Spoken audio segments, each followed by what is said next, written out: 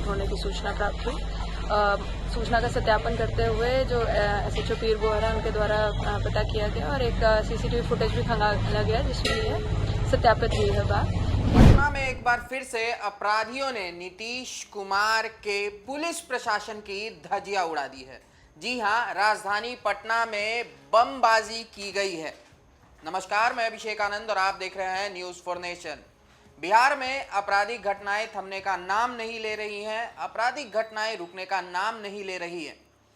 आए दिनों हम लोगों के सामने खबर आती रहती है कि आपसी विवाद में गोली चल जाती है, मर्डर हो जाता है, डकैती की खबरें आ रही हैं, किडनैपिंग की खबरें आ रही हैं और अब आपसी विवाद में बमबाजी भी हो गया और होने वाली जगह भी आप जानेंगे जो कि पटना है। बिहार की राजधानी पटना में आपसी विवाद में दो गुटों के बीच में बमबाजी हो गई। बमबाजी में हुआ ये कि एक बच्ची घायल हो गई। आखिर क्यों ये बमबाजी हुई, आइए हम आपको बताते हैं। पटना के बाकरगंज इलाके में शनिवार की रात कमरूपासी गली में दो गुटों के बीच आपसी वर्चस्व को लेकर शुरू हुआ विवाद हिंसक रूप में बदल गया। मामूली कहासुनी मारपीट में बदली और फिर एक गुट ने दूसरे पर 2 देसी बम फेंक दिए। बम धमाकों की गूंज से पूरा इलाका दहल गया और 8 वर्षीय बच्ची गंभीर रूप से घायल हो गई। हालांकि बच्ची अब खतरे से बाहर बताई जा रही है। घटना ने इलाके में दहशत फैला दी है और लोग घरों से बाहर निकलकर इधर उधर भागने लगे। पुलिस ने स्थिति को नियंत्रण किया, लेकिन बम कहां से आए और पुलिस को इसकी भनक क्यों नहीं थी, यह सवाल गंभीर चिंता का विषय बना हुआ है। बाकरगंज के कमरूपासी गली में पिछले कई दिनों से दो गुटों के बीच आपसी वर्चस्व को लेकर तनातनी चल रही थी। शनिवार रात यह तनाव चरम पर पहुंच गया जब दोनों गुट आमने सामने आ गए। शुरू में गाली गलौज और मारपीट की गई, लेकिन स्थिति तब बेकाबू हो गई जब एक गुट ने 2 देसी बम फेंक दी।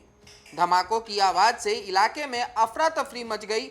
बम के छर्रे लगने से एक मासूम बच्ची घायल भी हो गई, जिसे तत्काल स्थानीय अस्पताल में भर्ती कराया गया है। बच्ची का इलाज चल रहा है और उसकी हालत स्थिर बताई जा रही है।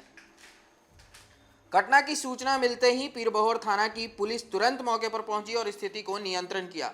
टाउन SP दीक्षा ने बताया कि बम धमाकों की पुष्टि हो चुकी है और फॉरेंसिक साइंस लैबोरेटरी की टीम स्वान दस्ते को साक्ष्य संकलन के लिए बुलाया गया है।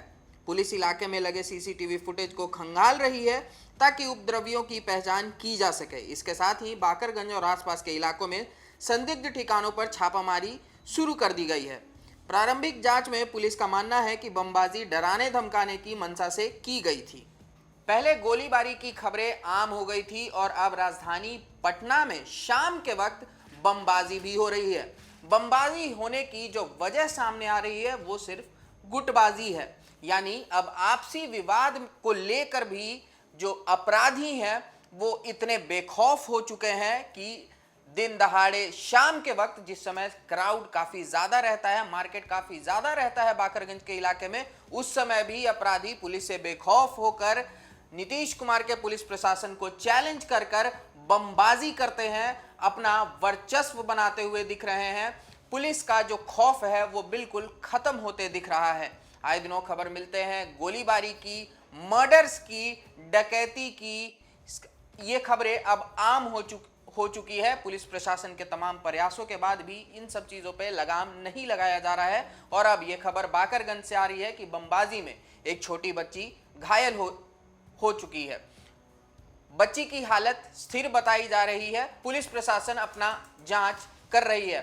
जाते जाते हम आपको छोड़ के जाते हैं पुलिस के आला अधिकारी का क्या कुछ आज दिनांक 3 मई 2025 को शाम करीब 9 बजे यह सूचना मिली कि बाकरगंज का जो कमरूपासी गली है उसमें 2 बम के विस्फोट होने की सूचना प्राप्त हुई।